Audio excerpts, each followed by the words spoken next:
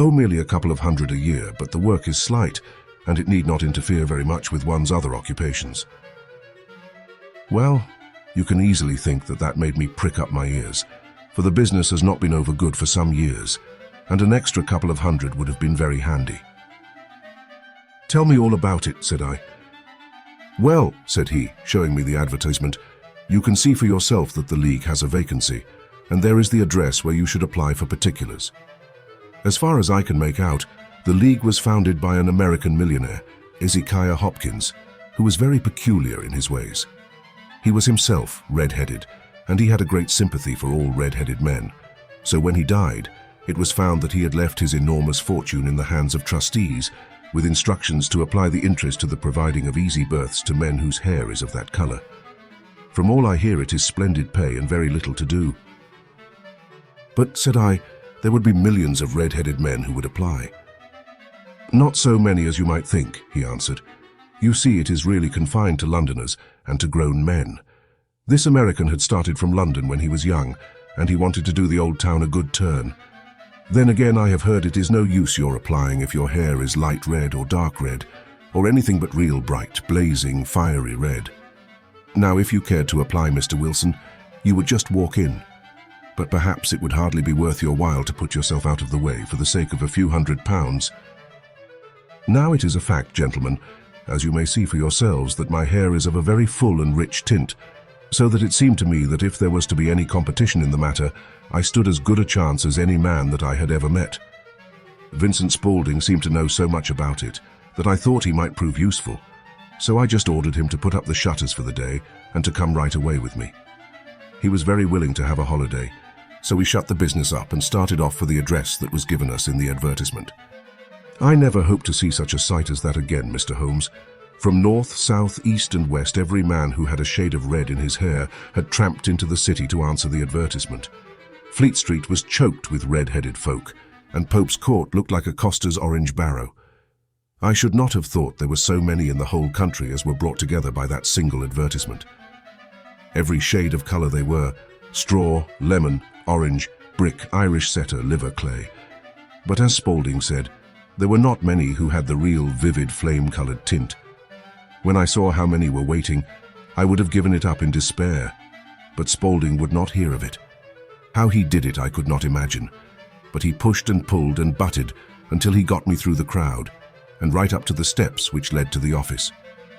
There was a double stream upon the stair, some going up in hope, and some coming back dejected, but we wedged in as well as we could and soon found ourselves in the office. Your experience has been a most entertaining one, remarked Holmes as his client paused and refreshed his memory with a huge pinch of snuff. Pray continue your very interesting statement. There was nothing in the office but a couple of wooden chairs and a deal table, behind which sat a small man with a head that was even redder than mine. He said a few words to each candidate as he came up, and then he always managed to find some fault in them which would disqualify them. Getting a vacancy did not seem to be such a very easy matter after all. However, when our turn came, the little man was much more favorable to me than to any of the others, and he closed the door as we entered, so that he might have a private word with us. This is Mr. Jabez Wilson, said my assistant, and he is willing to fill a vacancy in the League. And he is admirably suited for it, the other answered. He has every requirement. I cannot recall when I have seen anything so fine. He took a step backward, cocked his head on one side, and gazed at my hair until I felt quite bashful. Then suddenly he plunged forward, wrung my hand, and congratulated me warmly on my success. It would be injustice to hesitate, said he. You will, however, I am sure, excuse me for taking an obvious precaution. With that, he seized my hair in both his hands and tugged until I yelled with the pain. There is water in your eyes, said he, as he released me. I perceive that all is as it should be. But we have to be careful, for we have twice been deceived by wigs and once by paint. I could tell you tales of cobbler's wax which would disgust you with human nature. He stepped over to the window and shouted through it at the top of his voice that the vacancy was filled. A groan of disappointment came up from below, and the folk all trooped away in different directions until there was not a red head to be seen except my own and that of the manager. My name, said he, is Mr. Duncan Ross, and I am myself one of the pensioners upon the fund left by our noble benefactor. Are you a married man, Mr. Wilson? Have you a family?" I answered that I had not. His face fell immediately. "Dear me," he said gravely, "that is very serious indeed. I am sorry to hear you say that. The fund was, of course, for the propagation and spread of the redheads, as well as for their maintenance. It is exceedingly unfortunate that you should be a bachelor." My face lengthened at this, Mr. Holmes, for I thought that I was not to have the vacancy after all. But after thinking it over for a few minutes, he said that it would be all right. "In the case of another," said he, "the objection might be fatal, but we must stretch a point in favor of a man with such a head of hair as yours. When shall you be able to enter upon your new duties?" "Well, it is a little awkward, for I have a business already," said I. "Oh, never mind about that, Mr. Wilson," said Vincent Spaulding. "I should be able to look after that for you." "What would be the hours?" I asked. 10 to 2. Now, a pawnbroker's business is mostly done of an evening, Mr. Holmes, especially Thursday and Friday evening, which is just before payday, so it would suit me very well to earn a little in the mornings. Besides, I knew that my assistant was a good man, and that he would see to anything that turned up. "That would suit me very well," said I. "And the pay?" "Is £4 a week." "And the work?" "Is purely nominal." "What do you call purely nominal?" "Well, you have to be in the office, or at least in the building the whole time. If you leave, you forfeit your whole position forever. The will is very clear upon that point. You don't comply with the conditions if you budge from the office during that time." "It's only 4 hours a day, and I should not think of leaving," said I. "No excuse will avail," said Mr. Duncan Ross. "Neither sickness nor business nor anything else. There you must stay, or you lose your billet." "And the work?" "Is to copy out the Encyclopedia Britannica. There is the first volume of it in that press. You must find your own ink, pens, and blotting paper, but we provide this table and chair. Will you be ready tomorrow?" "Certainly," I answered. "Then goodbye, Mr. Jabez Wilson, and let me congratulate you once more on the important position which you have been fortunate enough to gain." He bowed me out of the room, and I went home with my assistant, hardly knowing what to say or do. I was so pleased at my own good fortune.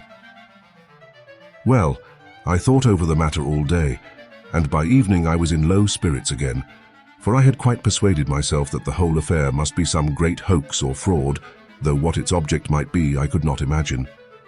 It seemed altogether past belief that anyone could make such a will, or that they would pay such a sum for doing anything so simple as copying out the Encyclopedia Britannica.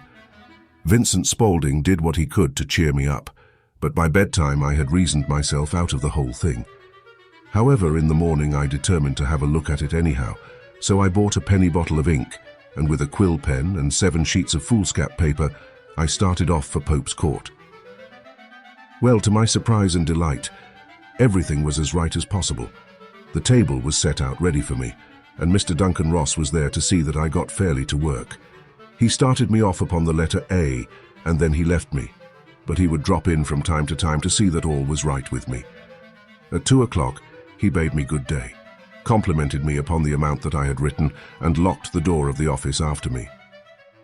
This went on day after day, Mr. Holmes, and on Saturday the manager came in and planked down 4 golden sovereigns for my week's work. It was the same next week, and the same the week after. Every morning I was there at 10, and every afternoon I left at 2. By degrees, Mr. Duncan Ross took to coming in only once of a morning, and then after a time he did not come in at all. Still, of course, I never dared to leave the room for an instant, for I was not sure when he might come, and the billet was such a good one and suited me so well that I would not risk the loss of it.